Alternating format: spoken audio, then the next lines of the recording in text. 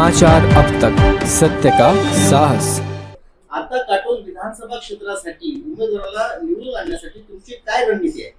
मी त्या ठिकाणी निवडणुकीची तयारी केली होती, त्यामुळे मला तिथलं सगळं समीकरण माहिती आहे। काटोल नरखेड विधानसभा क्षेत्रातल्या प्रत्येक गावामध्ये माझा संपर्क आहे आणि भारतीय जनता पार्टीचं तिथे अतिशय मजबूत असं संघटन आहे। गेल्या 3 निवडणुकांचे आम्ही आकडे पाहिले तर भारतीय जनता पार्टी एक वेळा भारतीय जनता पार्टीला विजय मिळालेला आहे आणि 2 वेळा त्याच्या समीप पोहोचले, म्हणजे लोकसभेमध्ये सुद्धा काही आम्ही मागे नव्हतो। एक त्या भागातलं सामाजिक समीकरण, त्या भागातलं राजकीय समीकरण आणि आमची यंत्रणा प्रभावीपणे राबवणं आणि गावागावामध्ये आमचा कार्यकर्ता घरोघरी संपर्क करण्याकरता त्याला प्रेरित करणं आणि त्या माध्यमातून मग आम्हाला निवडणुकीला समोर जाणं, हा आमचा त्या ठिकाणी प्रमुख कार्यक्रम राहणार। आणि मला निश्चित विश्वास आहे की जी परिस्थिती आज काटोलमध्ये आहे, देशमुखांच्या विरोधातलं वातावरण आहे, मतदारांना जो आहे बदल पाहिजे आहे आणि भारतीय जनता पार्टीच्या सोबत मतदारांच्या संवेदना पण आहे आणि भारतीय जनता पार्टीसोबत मतदार जुळलेले देखील आहे।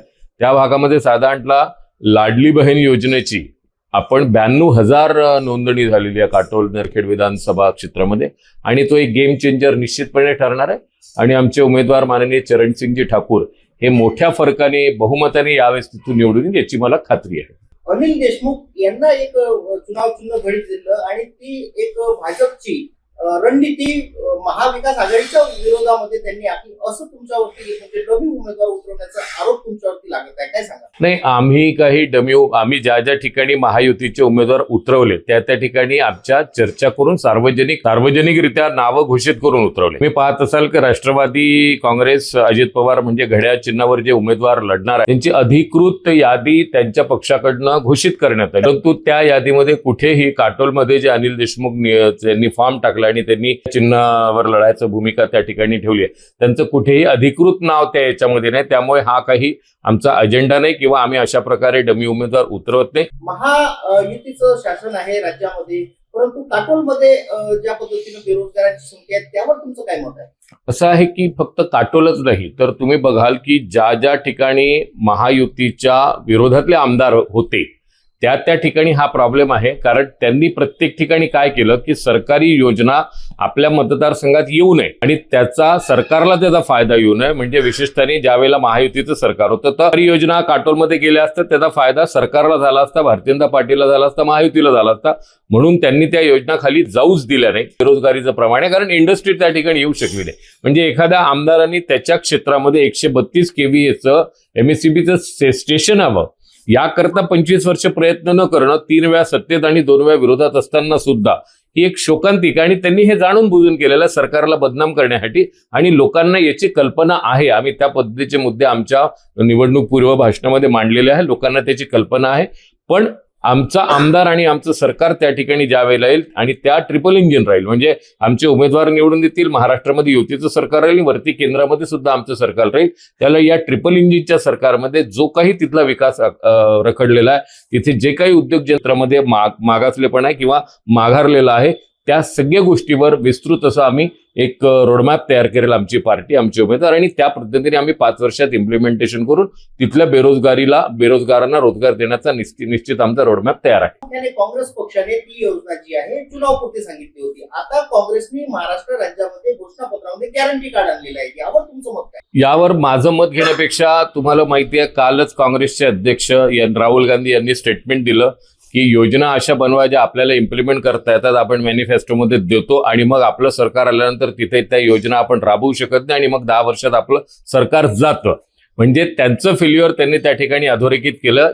या उलट लाडली बहीण योजना ही काही पहिल्यांदा भारतीय जनता पार्टीने भारतातल्या कुठल्या राज्यात आणली नाही, तर सर्व राज्यामध्ये ज्या ज्या ठिकाणी भारतीय जनता पार्टीचं सरकार आहे त्या ठिकाणी साधारणतः 2014 आणि 2019 या कालखंडादरम्यान आणल्या आणि त्या व्यवस्थित चालवून दाखवल्या आणि त्या अजूनही रन करतात आहे।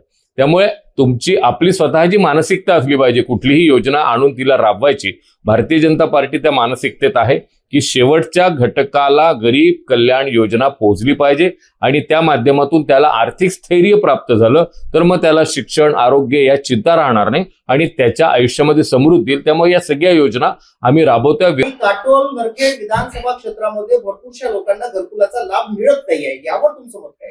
काटोल नरखेड विधानसभा क्षेत्रामध्ये त्या ठिकाणी गेल्या वर्षी सुद्धा काटोल तालुक्यामध्ये हजार घरकुलचं सँक्शन आलं होतं. या वर्षी सुद्धा नरखेड तालुक्यामध्ये सुद्धा 1000 घरकुलचं सँक्शन आलं होतं. या वर्षी सुद्धा तीच परिस्थिती आहे. काही ठिकाणी ती जी योजना आहे त्या योजनेमध्ये जमिनीची मालकी ही ज्याला घर बनवायचं आहे, ज्याला त्या योजनेचा लाभ घ्यायचा आहे, त्याच्याजवळ मालकी असली पाहिजे, अशा प्रकारचा नियम आहे. तर ज्या ठिकाणी लाभार्थ्यांची यादी तयार आहे, लाभार्थ्यांना पैसे द्यायला सरकार देखील तयार आहे, परंतु नियमाच्या अनुसार त्याच्या स्वतःच्या मालकीची जागा नसल्यामुळे त्या ठिकाणी त्याला ते घर बांधता येत नाही. काही ठिकाणी वनजमिनी आहेत, काही ठिकाणी त्या आबादीच्या जागेमध्ये जागा नाही, काही ठिकाणी अतिक्रमण आहे. तर या सगळ्यावर सोल्युशन एक वन बाय वन आम्ही काढतो आहे. आणि आता प्रधानमंत्री आवास योजना बदलून मोदी आवास योजना आलेली, आणि त्या मोदी आवास योजनेमध्ये या सगळ्या गोष्टी आम्ही कव्हर करतो. येणाऱ्या 20 नोव्हेंबरला होऊ घातलेल्या निवडणुकी म्हणजे मतदानाच्या दिवशी जनता जी आहे सुटीचा दिवस पिकनिकसाठी मनवते, अशी एक चलन चालत आलेलं आहे. यावर तुम्ही मतदारांना काय विनंती करू इच्छिता? माझी सर्व मतदारांना विनंती हीच आहे की हा लोकशाहीचा उत्सव आहे, आणि आपल्याला आपली लोकशाही समृद्ध आणि सुदृढ करायची असेल तर आपण सर्वांनी आपल्या मतदानाचा अधिकार जो आहे तो गाजवला पाहिजे. आपण जेव्हा आपल्या मतदानाचा अधिकार वापरू त्यावेळेला योग्य उमेदवार आपण देऊ, आणि आपण योग्य उमेदवार दिला एखादा प्रत्येक ठिकाणी तर 25-25 जो विकास रखडलेला आहे काटोल नरखेड क्षेत्रामध्ये, तसा विकास कुठे रखडणार नाही. एक चांगला ज्याला विकासाची जाण आहे, ज्याला व्हिजन आहे, अशा उमेदवारांना आपण निवडून दिलं पाहिजे, आणि लोकशाही समृद्ध करण्यामध्ये या देशाला 21व्या शतकाकडे नेण्यामध्ये आपला सहभाग नोंदवला पाहिजे.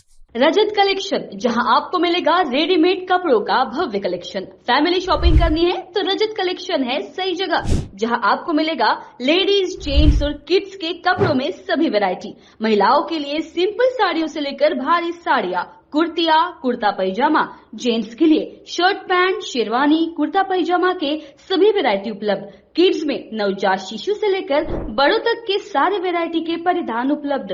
लेडीज, जेंट्स, किड्स के कपड़ों के मिलने का उत्तम स्थान। हमारा पता रजत collection, बेलत रोडी road, Manish Nagar, near Tirupati Tirumala society, Nagpur.